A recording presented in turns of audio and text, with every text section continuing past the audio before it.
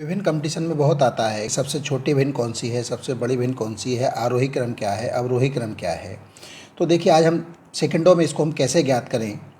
तो यहाँ पर हम क्या करेंगे, सबसे पहले हम अंश और हर का अंतर देखेंगे। अंश और हर का अंतर अगर हम यहाँ देखें, यहाँ पर हमारा आ रहा है 1, यहाँ पर हमारा अंतर आ रहा है 1, 4 और 5 अंतर आ रहा है हमारा 1, और 7 और 8 अंतर हमारा आ रहा है 1।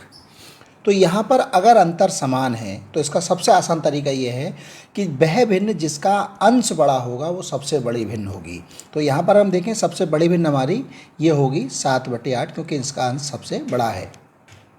इसको हम दूसरे रूप में कैसे चेक कर सकते हैं। अब हम क्या करें, हम जो हमारा अंश है वो हम इसके ऊपर लिख लें। यहाँ पर 5/1, यहाँ हमारा 2/1, यहाँ 4 और यहाँ 7। इनका भागफल आप देखिए, यहाँ भागफल हमारा आएगा 5, यहाँ आएगा 2, यहाँ आएगा 4 और ये हमारा आ गया 7। तो जिसका भागफल सबसे अधिक आएगा वह भिन्न सबसे बड़ी होगी, जिसका भागफल सबसे कम आएगा वह भिन्न सबसे छोटी होगी। तो हमारी ये हो गई बड़ी भिन्न, क्योंकि इसका भागफल सबसे अधिक आ रहा है, और ये हमारी हो गई छोटी भिन्न, क्योंकि इसका भागफल यहाँ पर सबसे कम आ रहा है 2। ये हमारी छोटी भिन्न हो गई। अब अगर हम आरोही क्रम में देखें तो आरोही क्रम अर्थात छोटे से बड़े की ओर हमें उन्हें व्यवस्थित करना है। तो सबसे छोटी भिन्न हमारी कौन सी है, 2/3। उससे बड़ी भिन्न हमारी हो गई, जिसका भागफल उसके बाद आ रहा है 4/5, और उससे बड़ी भिन्न हो गई हमारी 5/6, और सबसे बड़ी भिन्न हो गई हमारी 7/8। तो ये हमारा आरोही क्रम हो गया।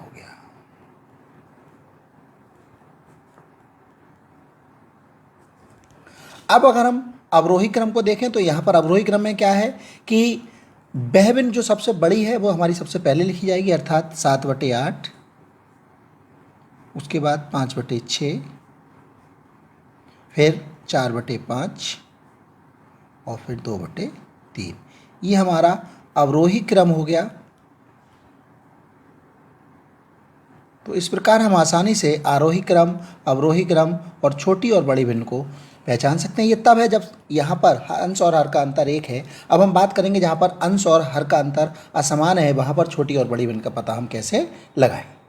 यहाँ देखें तो यहाँ पर आप देखिए, इन पहले हम अंश और हर का अंतर देखेंगे। हमारा अंतर यहाँ आया 3, यहाँ अंतर हमारा आया 3, यहाँ पर अंतर हमारा 3, और यहाँ अंतर हमारा 2। फिर हमने आपसे कहा था कि जो हमारा अंश है वो अंश हम इनके ऊपर लिख लेंगे, अर्थात 4, 5, 6 और 3। अब हम यहाँ पर भागफल देखें तो हम देखें यहाँ लगभग 1.3 के आसपास आएगा, यहाँ 1.6 के लगभग आएगा, यहाँ 2 आएगा, और यहाँ 1.5 आएगा। जिसका भागफल सबसे अधिक आएगा, याद रखिए, जिसका भागफल सबसे अधिक आएगा वह भिन्न सबसे बड़ी होगी, अर्थात ये वाली भिन्न हमारी हो गई बड़ी, और जिसका भागफल सबसे कम आएगा वह भिन्न हमारी हो गई छोटी। और आरोही और अवरोही क्रम में अगर हमें व्यवस्थित करना है तो जिसका भागफल सबसे ज़्यादा आ रहा है वो सबसे बड़ी भिन्न है।